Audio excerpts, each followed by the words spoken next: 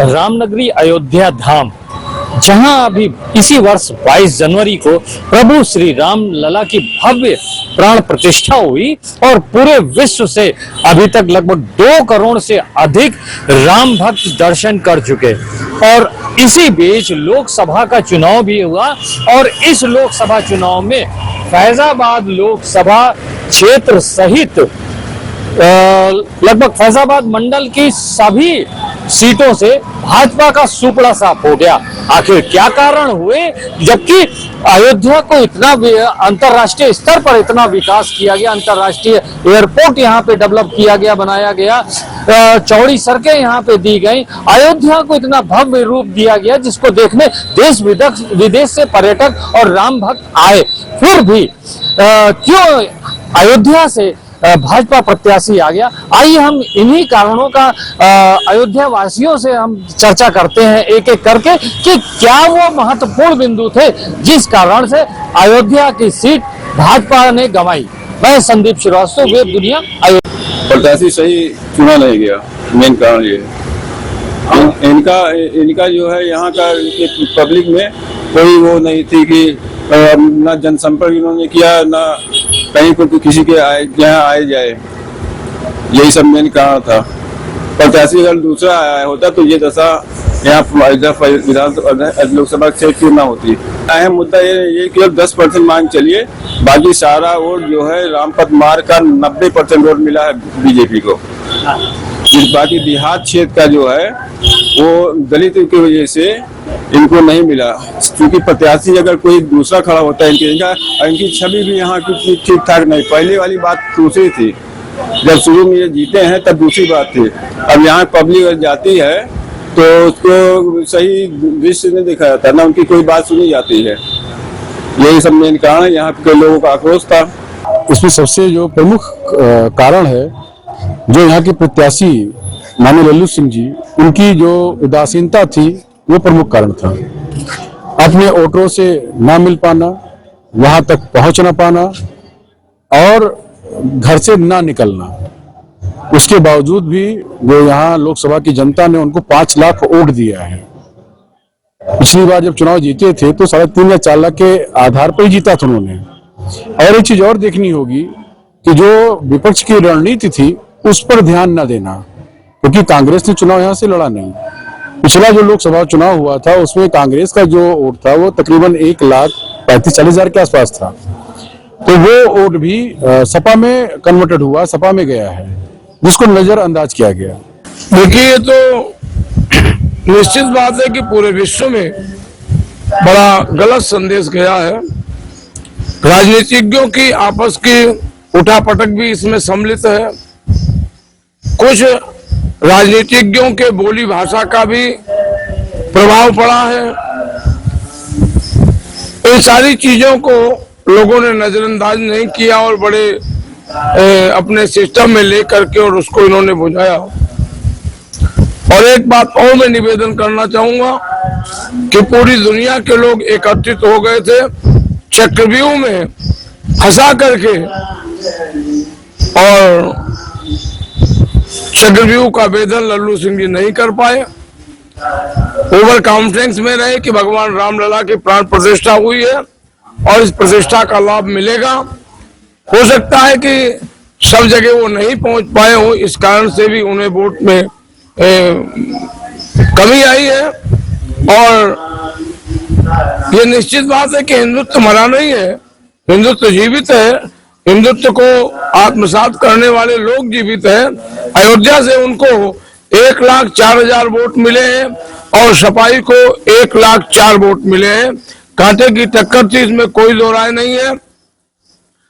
और अभी तक मैं अगर ये बात जो नेताओं के बोलने वाली बात जब आती है उसको मैं मानता हूं, तो बहुत से लोगों ने बहुत सी इतनी खराब बातें बोली है और वो लोग जीत गए हैं। तो ये निश्चित बात है कि कहीं ना कहीं कोई कमी रही है। संगठन की भी कमी को मैं स्वीकार करता हूं कि संगठन के लोगों की भी कमी रही है और उसकी वजह से ही ये नुकसान हुआ है। और अयोध्या पहले भी थी, अयोध्या आज भी है, अयोध्या कल भी रहेगी। अयोध्या के प्रति लोगों की श्रद्धा कल भी थी, आज भी है, आगे भी रहेगी। भगवान राम के दर्शनार्थ के लिए आज भी लोग अनंत लोग अयोध्या आ रहे हैं और आएंगे। और ये निश्चित बात है, योगी और मोदी ने जो अयोध्या की धरती पर काम कर दिया है, आज तक भूतो न भविष्यति, आज तक भी तो बहुत सी सरकारें रही हैं, अयोध्या में इतना विकास क्यों नहीं हुआ, अयोध्या का चौड़ीकरण क्यों नहीं हुआ, अयोध्या में इतनी विद्युत व्यवस्था क्यों नहीं हुई, अयोध्या में इतनी साफ सफाई क्यों नहीं हुई। आज जो कुछ भी काम दिख रहा है अयोध्या के चारों तरफ चौड़ीकरण में, पंचकोसी परिक्रमा में, 14 कोसी परिक्रमा में, 84 कोसी परिक्रमा में, योगी और मोदी की देन है। रीजन सबसे बड़ा ये था कि उनका जनसंपर्क यहाँ पर हुआ नहीं, किसी वार्ड में किसी मोहल्ले में आना जाना था नहीं, और कई लोगों का अहंकार खुद ले लेता है आपको। पहला कारण यही था हमारे हिसाब से। और दूसरा कारण था कि जो रामपथ की चौड़ीकरण हुई है उसमें कई लोगों का नुकसान हुआ है, उसकी कोई सुनवाई नहीं हुई है, ये भी एक महत्वपूर्ण मुद्दा था। और तीसरा थोड़ा बहुत था कि वैकेंसियों को लेके जो युवा वर्ग में थोड़ा द्रवित था, उनको वैकेंसी नहीं मिली, ये भी एक मुद्दा था। पेपर लीक होना भी था। उसमें कई कारण बन गए। पहला कारण तो कार्यकर्ताओं के प्रति उदासीनता सांसद जी की हमेशा रही। दूसरा कारण उसमें सांसद जी ने कुछ संविधान बदलने के बारे में बोल दिया, जिससे दलित मतदाता घूम के एक साथ समाजवादी पार्टी की तरफ चला गया। और तीसरा जो मामला था, वो सांसद जी इस बार कुछ आरएसएस वाले या सांसद जी एक बार भी किसी के दरवाजे पे कोई आया ही नहीं। ये तीनों कारण रहे, इस नाते लोगों ने कर दिया। हाँ, और तीसरा था गर्मी बहुत ज्यादा थी, इस नाते जो फार्वर्ड मतदाता थे वो बूथ तक गए ही नहीं। ये तीनों कारण है उनके हारने का। देखिए, भारतीय जनता पार्टी की राजनीति का केंद्र जो है राम मंदिर रहा, और इस बार मोदी जी को हराने के लिए चीन, पाकिस्तान पूरी ताकत झोंक दिए थे।